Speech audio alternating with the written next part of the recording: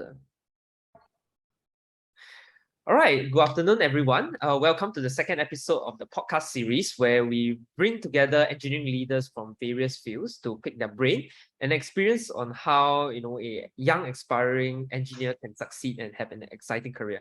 So today we are honored to have Nilesh as our guest today. So Nilesh is one of Singapore's top engineering leaders in the clean energy space with over 2 decades of experience in the field of clean energy. So he's currently the co-founder and CEO of Btr-Lyf, which is a digital built environment ecosystem platform at Qi Square, which is a company that provides solutions to digitalize the built environment industry and accelerate the adoption of clean energy solutions. And on the sidelines, despite having a very busy schedule over there, he's also an active community member of the Sustainable Energy Association of Singapore and International Solar Energy Society, where he often gives back his time and insights generously to the development of clean energy space. So if you have if there is a better word to describe him, he's really the clean energy guru, you can say, right? So Nilesh, I'm really excited for you to be on this podcast today. Thank you, Kenny. Thanks for the kind introduction. All right, so let's get right into it. So perhaps maybe you want to introduce a little bit about yourself and your background to the audience. Sure. I mean, again, thanks for your kind introduction and the kind words that you said earlier about me. So I basically, like what you said rightly, clean energy is the area of passion for me. That's something that I am quite focused on. And I started my career in the petrochemicals industry, where I spent about 10 years. Started as a technologist. That was my position at a multinational company dealing with petrochemicals. And that was in Amsterdam, in Netherlands. Then I moved to Singapore in 2003, and since then I've been here working with Shell for a while with the petrochemical company, and eventually moved on to change my career into the clean energy domain more aggressively, I would say. I was hoping that the company I worked for would do more at that time, and then I said maybe let me take things in my own hands and move further more aggressively into that. So I determined a career on clean energy, let's say about more than a decade ago. And since then, I've been involved in doing several work like what you described earlier. Currently, I'm running a startup in the clean energy domain. Before that, I was working with NTU in the Energy Research Institute for 8 years. And that's where I kind of built my knowledge base, understanding about the topics in more details, in more depth. And I had the opportunity to work on several platforms such as the Sustainable Energy Association that you mentioned, also on the Singapore Green Building Council. And interestingly, I was also involved in the international front, like what you mentioned earlier with the Solar Institute, as well as with the International Sustainable Campus Network. So I was actually looking at campuses around the world. And campuses are a knowledge trove, right? You have so many professors, so many thought leaders there who know the right things, who know the in-depth details of engineering around clean energy or any topic for that matter. How do you translate that apart from basically training students and young engineers? How would you translate that message by leading the action front? And that was the project that I did at NTU. It was called Eco Campus. It was all about implementing the things that we teach and we research on the campus itself and make it one of the greenest campuses in the world. So that was the idea. It was a funded program. We had a lot of fun also in there because we got many companies to work with us, MNCs as well as startup companies in Singapore. And we created a way for the campus to achieve very high level of energy, water, and waste management. So it can achieve sustainability and eventually go towards a carbon neutral campus. Yeah, so maybe I'll stop here and see if you have any questions or any remarks on this.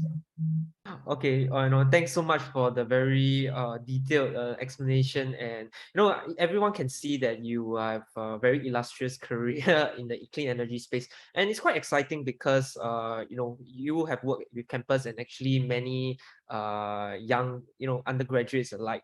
So what are some of the very fond memories that you have over at NTU? Just working with undergraduates there in the clean energy space. Yeah, I think a lot of fond memories, I would say. One of my roles was I was actually working with the student groups called Earthlink. There are many student groups which are focused on energy, environment, sustainability in various organizations. So I was working with them. I was one of the advisors to them as well for a few years. And I see it's a very exciting thing. One thing I saw that you need to balance your passion along with your work that you do. So, for example, the students were very busy. I think Singapore curriculum is you have gone through that also, Kenny. It's so busy, right? You need to do so many topics, cover so many subjects, and it's always you're going to be busy. But then you need to keep time and effort for your passion also side by side. And that's what I like about the student group. They were involved in sustainability. They were looking at ideas. They were looking at side activities that could enhance the campus sustainability, as well as enhance their own knowledge. So I had a good discussions with them. A lot of interesting ideas came up, and most importantly, I think it's also good to learn because sometimes you can learn from fresh minds much more than what you can learn from very matured experts. In terms of how do you think, how do you explain it in the right way, how do you portray the right activities in the front instead of just putting up jargons, which we often do in the industry. As engineers, we put up a lot of jargons in front, but sometimes it's very difficult to explain that in simple terms and layman terms. So that's what I learned myself, and also it was a great to interact with the young people, and most importantly, it's always good to have fun, right? When whatever you do. So I thought that element always has to be there. Wow, so seems like it's you all had a lot of fun over there at NTU, and I'm just curious as to what made you so passionate about the clean energy space that you are currently in. Yeah, having done this for 20 years, it seems that your passion hasn't died out a single bit, lah. Yeah. Yeah, I think fortunately, yes, it hasn't died out. It is actually increasing and growing. That's what I can feel. I think it started with, for me, it almost came up like a wake-up call. One day when I saw the state of matter of the world in terms of how damaging the climate is being done to. What are the effects of environmental aspects on, let's say, oil, gas, and fossil fuels on the environment? What are the issues that we're facing? And we have, you and me, actually, we have seen the weather changes. Actually, I've seen it more because of my age. I've seen the weather changes over time, and also species getting extinct, like species of birds getting extinct. So we see that some birds like sparrows are no longer there.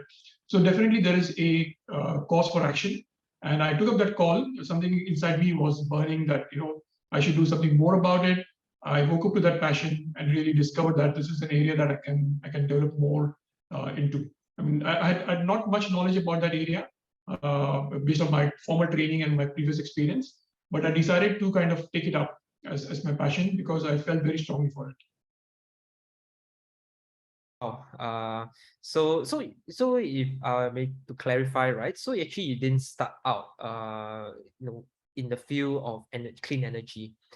Means that you were actually doing something else, and the idea of pursuing clean energy was something that was developed over time, and eventually developed the skill sets in the area. Am I right to say that? That's right. That's right. So actually, I didn't start off. I was working for petrochemicals company, like I mentioned earlier.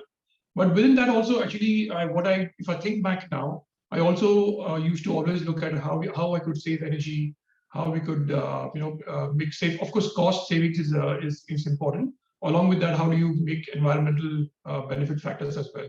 So that was appealing to me, even within that domain, which was not precisely or squarely into the clean energy work. But I also thought of or rather, I can think of activities that I did which was linked to that even at that time. So it was all about really waking up to that and knowing that there's more to be done, and there's a lot of efforts that need to be put into this area.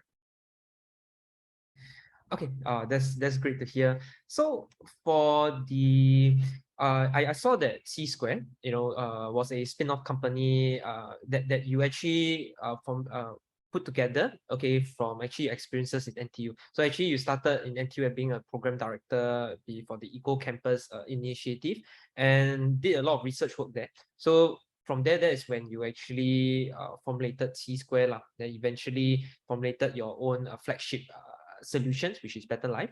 Yeah, so I just wanted to ask, what inspired you to actually move out and start your own venture? Right. after the research work that you did at NTU? Right. So I'll tell you a bit of a funny story. I mean, Qi Square is not the first company that I started. So actually, even before NTU, I started a solar energy company, which is still operating. And that's moved to India now, where my partner is based. So he moved to India, and I was happy with that because that's a growth market as well. And I also started a few companies while I was in NTU. And some of them didn't see the light of the day, as you can imagine, because that's a story with all startups and companies that where you're not able to put in enough time, effort, and determination, and also sometimes the stars are not aligned and it doesn't work. So basically, for me, it was a good journey. At the time that I was starting Qi Square, I was already matured with a bit of failure, which is sometimes important. When you look back, of course, you can turn it around and say it was a teaching for you, right? It was not really a failure. It was basically about knowing what did work and how could we make it work in the future. So the inspiration for Qi Square came about when I was working in NTU, and I saw that there's a lot of technologies available for, let's say, for green buildings or sustainability, but they're not put into action in a very systematic way because of the fact that data and knowledge is actually spread out in the industry. It's a very fragmented industry sometimes. Let's say the building and construction industry is very fragmented. You have architects, you have engineers, you have building owners, facility managers, and they don't tend to work with each other naturally. Of course, when they are contractually bound, they work with each other. But in terms of data sharing, in terms of sharing knowledge, it doesn't happen so naturally. So I thought of creating some layer of software or a data layer which can link these different personas together, and they can now co-work on creating a better solution. So that was the idea. So in fact, then it becomes a better solution, but also because of the data and the facility we provide with them for productivity, their life and their work becomes better. And that's why the origin of the name Btr-Lyf, right? We said we're going to make better life not only by virtue of the environment and sustainability for everybody else, but also for the industry who's working so hard and in making things running. I mean, you see, look around the buildings, look around the facilities that we run in Singapore. Everything runs so smoothly, but behind that, there's a lot of hard work of engineers who are toiling, day in, day out, and night out completely. So how do we improve their life also through data and give them the right approaches to improve their productivity, and at the same time link them to the right people so that they can co-work in creating sustainability. They are not alone. We want to give them a feeling that they are not alone. They're working in all together to create something better. Yeah, that's great to hear. And interestingly enough, the idea of data sharing and AI powered solution is more and more pertinent in the industry today, because I think what many people are actually looking at is automation as well as analysis as well. So actually this is a very exciting space that we see in the industry moving forward. So interestingly enough, I believe that Btr-Lyf is not the only digital ecosystem to actually reduce costs amongst industry. So what makes your solution different from the rest? No, in fact, I'm very happy that we are not the only one, because like I said earlier, it's very difficult for one company, one person, or even one team to do the work. There's a lot of effort to be done on clean energy space, and digitalization is we are just getting started on that. I think one important thing that we saw is, immediately after I came off from the university as a spin-off, 1 year later, COVID happened. And in COVID, I think the biggest learning was we cannot even survive without digitalization, right? I mean, what we could have done if there was no Zoom, there was no possibility to talk to each other like this digitally, what could have happened? And again, these things are sometimes taken for granted now, but that was kind of it gives us a lot of impetus as well to see that these things are required when in situations like this, where it's very difficult to communicate, meet face to face, or even get the data, work together side by side. It's important to work digitally. And that kind of gives us the idea of making this platform, which can help all the stakeholders to come together digitally, share the data. And of course, sharing data has issues around cybersecurity, privacy also, right? It's not without problems. So how do you tackle those problems and make sure that you still get the value out of it by sharing the data and the knowledge, but at the same time, you make sure that it's secure, it's not compromised, the privacy is not compromised, and the data is not compromised in the wrong places. So that was the challenges that we handled well, I think. And what kind of differentiates us is is the fact that we are kind of a ecosystem play where we can integrate many different data elements. So our core is the assessment of buildings, which is typically done manually through a lot of, I would say, efforts by engineers and knowledgeable people, which is good. We want to augment that by providing a data layer, which can help the consultants, engineers, experts, and at the same time help the delivery to the product owners. Like for example, suppliers of air conditioning, lighting, they should have a way to put their products right in front without basically strongly or overly pushing it to the market. So they should be bidding on their own merits, and they should see where are their products applicable. So what we have done is to create an ecosystem where different parties can come together. So you can see now the experts can come in, the vendors, providers of equipment can come in, and at the same time, the buyers, like the building owners, can come in. So I think that ecosystem is important because then you have everyone contributing to it, right? So that's what we feel is different about us. And we are very happy to collaborate with the other digital players who are focusing, for example, on IoT, Internet of Things, on utility data digitalization, on certain aspects of calculation, blockchain. So these are the areas where we can collaborate and work together with several other companies who are in the same space of creating digital environments. Oh, okay. So, that's really interesting, and something that's groundbreaking. And yeah. So, speaking of which, I believe that currently Btr-Lyf technology, or your company, has moved out from its seed 1 phase of funding, and now is moving into the seed 2. So I saw that you all had some goals that by the end of Q3 this year, right? Am I right to say that? Yeah, so actually we had a nice journey for the last 3.5 years that I've been out of NDU and spread out. So we actually also got some grants. And that's a good thing about Singapore ecosystem. We have startup grants available. We have capability development grants. So we got 2 grants from Enterprise Singapore, and recently we got a grant from IMDA, Infocom Media Development Authority, as well. And these grants really help you to, let's say in crisis time like COVID, helps you to defray the cost, help our customers to defray the cost of our solution, of buying our solution. At the same time, provide the right amount of funding for us to develop our solution further. So with the first 2 grants that we had from Enterprise Singapore, we were able to make our solution better. We were able to hire engineers, experts to create the right algorithms for the data management aspect that I mentioned to you earlier. And this was essential for us to make sure that our product is robust, it can be brought to the market, and once we launch the product, it is going to sustain the market, and it has the right elements to attract users onto the platform. So these grants really helped us. Of course, you mentioned about the seed 1 and other funding aspects. That is very important for companies to raise money at regular intervals, so that you're not worried about paying salaries and having the cost of development covered. So we managed to basically raise a seed 1 round immediately after I came out. Which was through initially, most companies go through this journey of a first round with friends and family. Some people call it friend, family, and fools, also because these people trust you and they don't mind to be foolish about it because they know that it might fail. So it's very early stage. Then you go to the seed 1 where you have angel investors, people who are kind of experienced in investing in startup companies, but they still taking a risk, a high risk at that point of time, because you never know whether it will work or not. Then we go towards a more established investor. So in our journey, we also found a strategic investor last year, which was a listed company from India. It's a software company which is listed in the Indian Stock Exchange. And they found merit in our solution, and they invested in us last year. And now we are basically going for our seed 2 round, which will be to develop our capabilities in the market. So even though you have the right idea, right technology, and the right passionate people, you still need to have funding to make sure that you can implement it, you can bring it to the market. So I think that's where I think that's another learning that we had was funding is important. We need to keep on raising funds at the right amount, right time, in the right amounts, so that we can move further in the market, with the right objectives and with the right people. Wow. So yeah, so really congratulations on the success that you guys had over the past 3.5 years.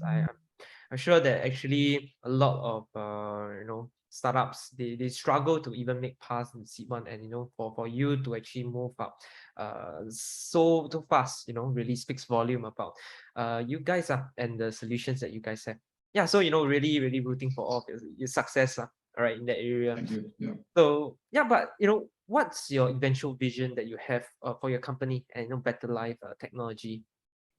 Yeah, so the vision we have is essentially to make Btr-Lyf the source or the of source for good. Like the whole concept of creating a better life and better environment through better buildings. I think that's our key motto. So we are focusing more on the built environment sector, and then we want to be basically the kind of a one-stop shop for improving buildings to make sure that sustainable buildings can be looked at. Wherever you find data missing, it will be found on our platform. Wherever you find expertise missing, it could be found on our platform. You find technologies missing, they're on our platform. So we have like a platform where you can find several resources, do some initial assessment, do detailed assessment if required, connect to the data providers which are already existing, and make it create a way for creating, let's say, sustainable net zero energy buildings. So my personal mission on this is to create at least 1 million or enable 1 million net zero buildings in the world, which is basically going to create a huge impact in terms of carbon reduction. And you might be familiar with the term net zero, meaning that you emit as much carbon as you can consume. Emit as much carbon, but you also defray that, or you kind of offset that by your actions such as renewable energy, reduction of energy, and carbon offsets. So basically, that way you can create net zero buildings, and these buildings are basically a positive contributor to the environment. So my personal vision is to be enabling through our data platform 1 million net zero buildings in the world. Wow. So that is a really ambitious and also a very big goal that you guys have. And but I'm really glad that there's many people like you who are thought leaders to move the industry forward and move towards a more sustainable future. Yeah, especially of all the climate change and the challenges that industries and countries have. Yeah, so really thank you for sharing all of these goals and visions that you have. Okay, so the audience will also like to know more about you as a person, your journey, your challenges, your struggles, and how you eventually became a leader from where you are right now. Right? So how do you first actually got into the engineering space in the first place? Then how was the transition from the petrochemical side of things and over to clean energy? Is there any challenges that you face? Okay, so honestly, I'll be very honest with you. I went through a very regimental education system. I was mostly educated in India until my bachelor's, and for my master's, I went out. So it was a very regimental thing. You get good grades, you either become an engineer or a doctor, right? That was how our days were. Right? Our parents were quite focused on that. So I picked up engineering from there. I of course liked engineering. I had some flair for it. I liked physics as well, and I like engineering, chemistry. So I picked up chemical engineering as my discipline. And one I think good thing that I did was to pursue further studies into that. So I did Masters of Engineering at a university in Netherlands called the Delft University. And that's where I got for some more knowledge, also got good exposure to technologies and other part of the world. And then I started working. So I think the work experience is always invaluable for young people. I think we should definitely think about working, especially with large companies, so that you can get the right amount of experience. And that should be the real purpose, to really gain the experience, gain the knowledge, look at the systems, right? So today, all the systems that we put in our startup company actually come from my experience in the past with big companies, where you have certain systems around managing people, managing money, budgetary, financing. All these disciplines can actually come together by learning from them. So that's basically how I learned over time. I also did my MBA, Master of Business Administration, as a part-time course when I was still working, and that actually gave me a broader insight into business. And that's where I got a flair for business about, let's say, accounting. I mean, topics which are not usually engineers' alley, right? Like accounting, strategy, business finance, marketing. So these are the things that I learned newly in the MBA course, and I started applying them. And when I applied them, I saw that there is an opportunity to actually do it in a way that I could do it on my own, because I started my own companies. And like I said, some of them didn't work out, some of them worked well, but yeah, that's where we are. Yeah, so we know you also mentioned previously that you actually start out a few startups. Some didn't work out so well, but some actually took off. So because I know of many of my friends and even young engineers alike, they have a very strong passion about a cause, maybe a ambition that they want to put forth, but they always struggle with starting from scratch. As a startup lah. So I just wanted to maybe pick your brain and just find out like, what was your journey like starting startups? What are some of the challenges, and of course, how young engineers can move and actually start their own venture in the future? Yeah, I think that's a great question. I mean, it's always difficult, much more difficult than how it seems from outside. So, firstly, of course, you need to believe in your mission and your passion, that that this thing works. You need to be focused. I think a lot of distractions come along the way, so you might actually get into something different. So, for example, if you're struggling for money, you might want to start doing something totally different than your field, but that takes away your focus from your core passion and your core thing that you're working on. So I would say the first thing to talk about would be focus. Really being focused on what you want in terms of your passion. If you love doing the thing, if you have fun by doing certain activity, you can say that's your passion, right? So you need to find out. I think the earlier you find out your passion as a young person would be good. Good. It's all again, that itself is difficult. I have kids which are growing up now, and they think about so many things. I want to be a lawyer, I want to be a doctor, and all at the same time. But then you need to think about what flair do you have, what kind of activity can you do day in, day out without feeling fatigue, or that you can enjoy all the time. So, and keep focus on that. So that would be the first thing that I would say. Focus, very important. Sometimes you need to be laser focused and learn to say no to other things, because a lot of things come your way, right? Everything looks like an opportunity, and then we don't. When I was starting up, I also think about now that, oh, a lot of opportunities came, and I said, okay, yes, I will do that too. Oh, yes, I will do that too. Why not? Maybe let me do that. So I'll give you one example, which I mentioned earlier, was one of the companies that didn't work out. So I started working on a company which does marketing, digital marketing. So digital was good for me. Marketing was completely unknown to me, and that was also not even my passion. But I thought of that as a way to make quick money, because I thought that's easy to do. Right? I mean, as engineers, we think, oh, marketing can be done. What is there? Just go and speak and apply to the market, and you have the right digital tool. And that was actually a franchise of a company. So I thought, even better. So you don't need to work so hard. But then when I went in, actually, I saw that unless you have the passion, it's very difficult to sustain it. So eventually, I sold off the business in 2 years' time. Even though I started on it, went very big way, invested myself, my own money into it, my own savings into it. I had to come out of it and I'm glad that I came out of it earlier than later, because otherwise I would be struggling, asking every day, every night, what am I doing? Whereas my passion sits somewhere else in clean energy, and I'm focusing now on something which is very different. So I would say opportunities will come along the way, but learn to see how you could find and focus on your own passion. So that's the first thing, right? So if you allow me, I'll just mention a few more things about the next things. Yeah. So focus is one. The other one would be really having an unwavering determination, right? And the unwavering is very important, because determination many people have. I want to do this and I can do it, but then it can waver. Right? When you find something easy to do, you will just go towards that. For example, you want to do something, you're determined to start up a company, but you see that there's a job coming up, you go for that. Nothing wrong with that, and I've also done the same. But sometimes you need to be determined enough to find the right opportunities, dig deeper, go and learn, and become an expert in your field.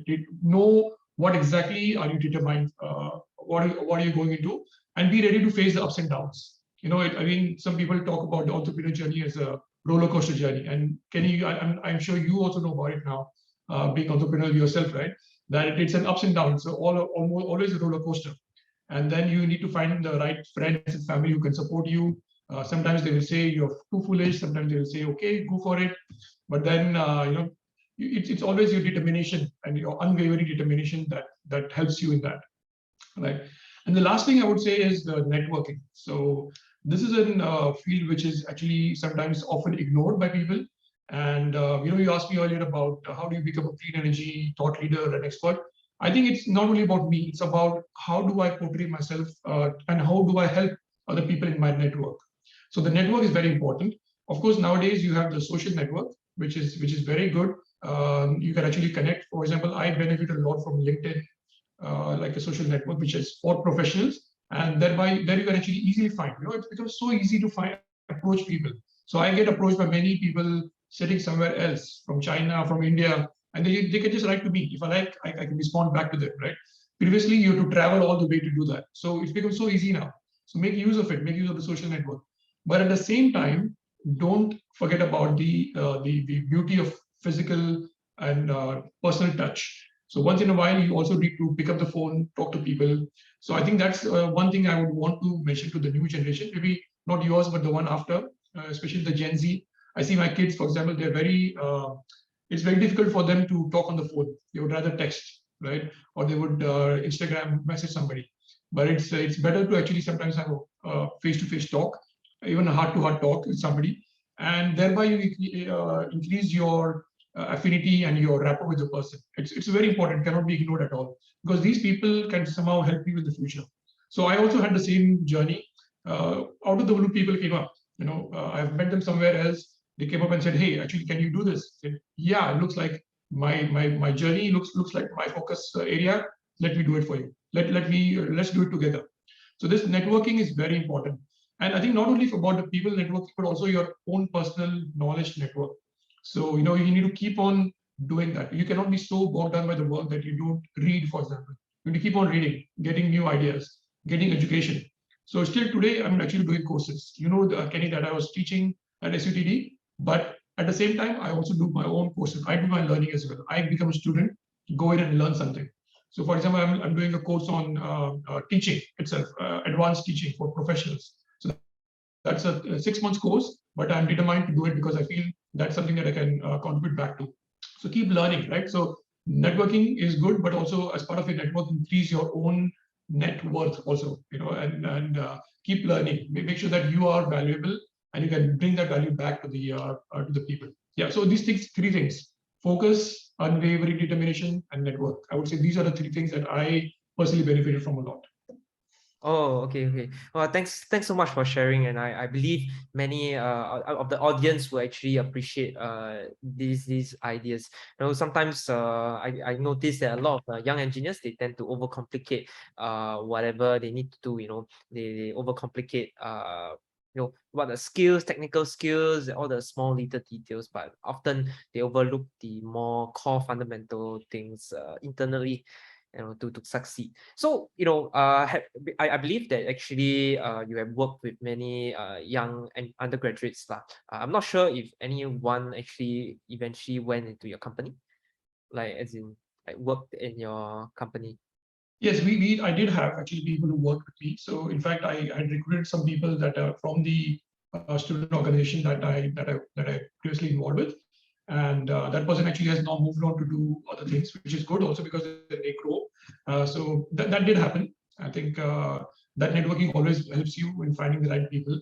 I think eventually it comes down to the talent. Once you become running your own company, you need to find the right talent. And believe me, it's so difficult to find the right people to work with. You have so many ideas, and you seem like there are so many people around. But to find the right person who can actually fit your mission, vision, and also your belief system, right? It's very difficult. It's not about right or wrong. It's also all about alignment with your mission and what they want to, how they could contribute back, and you would contribute to them. So that becomes very difficult once in a while to find the right talent. So I would say it's very important to, through your network, develop that possibility to work with each other and also see how we could support each other even though you're not directly working. Okay. And yeah, so having mentored a lot of these engineers, or at least when they first come out, right? What are some of the common problems do you see they make early in their career? Some of the common problems or common mistakes, if you call it. Yeah. Right. So I think one of the things that I see is that kind of narrowing down and kind of become bogged down by the job too much. I think the job is basically like a training. So you should think about if you're working for, especially for a large company, think about that as a paid training. They're paying you to get learning, right? So you should always learn, or should try to keep the spirit high, look for opportunities. So, sometimes people also try to be very narrow in their department focus. So for example, if you're working in one department, you only do that work, right? You don't go across the department and talk to other departments and say, hey, your work looks interesting. You are in accounting, finance. How do you work? What is your exact work? Can I learn from you? Not directly, but you can actually learn from them over time, right? So they can tell you, oh, this is your, the thing that you procured for engineering. This is how we finance it. This is how we account for it. So that becomes a very useful insight for you for your future, right? So I think that cross-discipline learning is very important. So broaden your horizons as much as possible, not focus too narrowly on one particular topic. I think that's one common mistake I see. The second one is, of course, giving up too easily. So like I mentioned, unwavering determination. You need to make sure that if you at least try a few ways to achieve certain thing before giving up, right? So don't give up so early. If it doesn't work, try a different way. In startup world, we call it pivots, right? Pivot, pivot. So you need to make sure that you can pivot, but still keep your goal the same. You take different path. You take a slightly longer path maybe, or take a sharp turn and come back to the same position, right? Where you started. So learn from it, and where you're going to that journey, learn from it and go further. And the last thing I would say, is missing out the fun. So it's all, life is about enjoying and contributing, right? It's not about earning money. It's not about, eventually all of us have a limited time, and we are here to enjoy, have fun, and at the same time contribute back. So think about that contribution all the time. Think about that fun activity all the time that you can do, and enjoy the process, right? You sit on a roller coaster not to die. You sit on a roller coaster to have fun, right? So if you're sitting on a life roller coaster where you have ups and downs, it's the same, right? You should have fun.